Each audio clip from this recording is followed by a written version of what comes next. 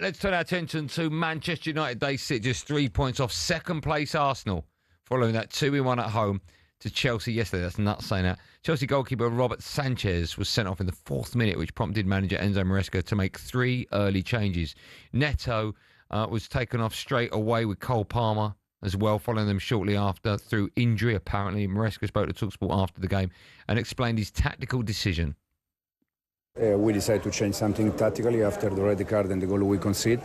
And then Cole change was just because he was not 100% fit. He made the test this morning to try and play this game.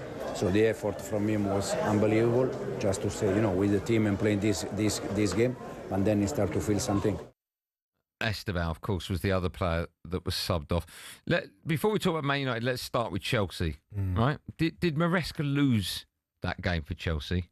Because they were bizarre substitutions. I understand when your goalkeeper gets sent off, you have to. You have no choice unless you don't want a goalkeeper.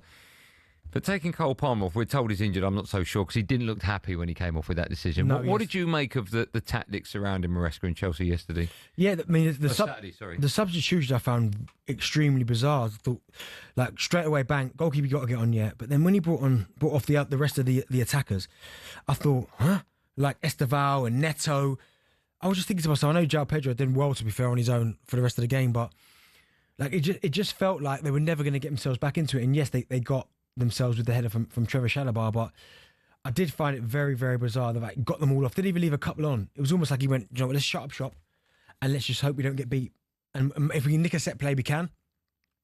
But I found it bizarre. And the Cole Palmer one, I'm not quite sure, because when he walked off and he threw a shin pad, I thought, oh, I wonder if he is injured or he's annoyed. But then when he was walking down the touchline, he looked like he was limping. So I thought, I'm guessing we'll hear a little bit more in terms of if he's injured or not. But I found that situation really, really odd, because I just couldn't see how Chelsea were going to create anything.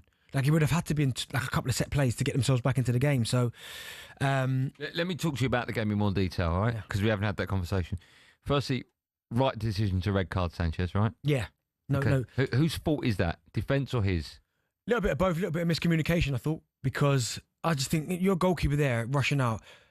Stay on your line. If you think you can get there. But if you can't, then just drop off, because Sesko, when he went up in the air, I thought, with his spring, no one's out jumping him. No, I thought he played well, Sesko, actually. He did all right. Yeah. Little flick on. But then if you can't get there, you go for a yard and then just drop back to your line. And then back yourself to save the finish from Mbeumo. But when you do that, you make it easy for him. And there's no guarantees that he scored.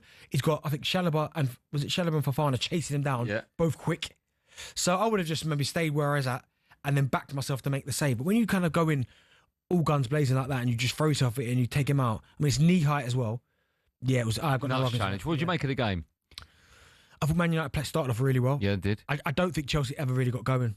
I didn't see a period, certainly in the early part when it was 11v11, where I thought, you know what, Chelsea might nick something here. They just didn't get going. Then you had the substitutions and then the red card. I thought Manchester United controlled that early part of the game. And then, there was a little bit of worry when Chalobah got the goal and it was like, okay, there's a bit of time left to go and get it. But other than that, I thought Man United were comfortable. Yeah. I also felt like as well that the Casemiro red card's a weird one, because it's a booking, but I did think like the referee was a bit like, couldn't wait to even it up. I agree with that. Couldn't wait. Yeah, I totally agree with that. I thought we looked good. I mean, listen, for 45 minutes we were playing 11v10. Mm-hmm. I thought Mbeumo played really well. Yeah. I do like the look of him. Good to see Cunha back for us as well. I still think there's something missing though. I thought De Ligt played well. All right, I'm not Aaron Maguire's biggest fan, but he did a really good, sound defensive job. I agree with you. There's something missing. Like, even when we're 2-0 up, you still sort of think they nick one, and when they did, I thought, here we go. Yeah, me too. What is it that's missing? I mean, Bruno's playing way too defensively. Mm-hmm. He's not playing that 10 role and needs to. We get the ball, like De Ligt gets it or Maguire gets it, and his next pass is to Bruno's playing just in front of the back four, which I think is a waste. Yeah, it's just like when you say that you've got good players, but something is not quite gelling. What is that? That's the thing I don't know. Whether it's the 2 10s behind Sesko, maybe it's that. I want to see Bruno in one of those 10 positions. Like, even if you go Casemiro and Kobbie Mainoo, then you go, okay, those two just sit there. You don't really need those two to kind of move anywhere. Kobbie can do it because we've seen him do it, but he can just sit there and let Bruno go and do his stuff. But you're forcing Bruno into play that more holding role. You've got Mbeumo playing a narrow 10 who's not a 10. You've got Ahmed in there playing as well. He's not a narrow 10. No. Then you've got Luke Shaw and Dorgu like, I know Luke Shaw can play at left side of centre half, Dorgu left fullback, but I'd rather Shaw be the left wing back. Right. So there's definitely something not quite clicking. It's unbalanced. Unbalanced. So when you play against a better team, they'll rip you to shreds. Yeah. Even if they've got lesser quality, if they're in a system that they all know, they'll rip you to pieces. Yeah, it's funny because I wanted United to win, obviously, but I wanted United to win, this sounds nuts, the right way. Mm-hmm. And when you beat a 10-man Chelsea side, I know it was only for 45 minutes till it was levelled up, but when you beat a 10-man Chelsea side and after 4 minutes they get a place, you're not seeing a true understanding of where United are currently. Well, all you can do is just win games. Yeah, of course, but I still really didn't learn too much about that. I learned that we can beat a 10-man Chelsea side for 45 minutes and hang on for another 45. So our next game, I think, is away at Brentford at the weekend, right? I'll find out more about United in that game than I did home to Chelsea against 10 men. Yeah, I hear what you're saying. I understand that. And look, a few people have said the reason why maybe you can't go Casemiro and maybe Ugarte or Mainu because they've got no legs, potentially. But I just think you're still taking away something from Bruno, who's playing really well. Yeah. But I almost like Mason Mount as well. I think if you give him a run of games, he's a good player. But where are you playing Mason Mount? He can play him as a I know, but we got too many of them. Yeah, but you haven't got any. He's a natural one. Yeah, okay. So we've got too many of them, but none are playing in the 10 role. Exactly. So, but I think when you're in a position like you are, Manchester United, who aren't playing that well, come off the back of a walloping by Man City, it's about just putting a result together. Because I thought to myself, Chelsea rocking up to your place, they're better than you. That's just, they are. But I thought they'd beat you, and they didn't. Yeah. So now all of a sudden, you're probably sitting where you're in the table now. You're currently 11th. You're 11th. Yeah. But still, you're 11th, and you go, okay. Yeah, a win and results go away. We get into top 4, top 6, top 2, Do you know whatever. what I mean? So you're okay. Still early in days. But I haven't.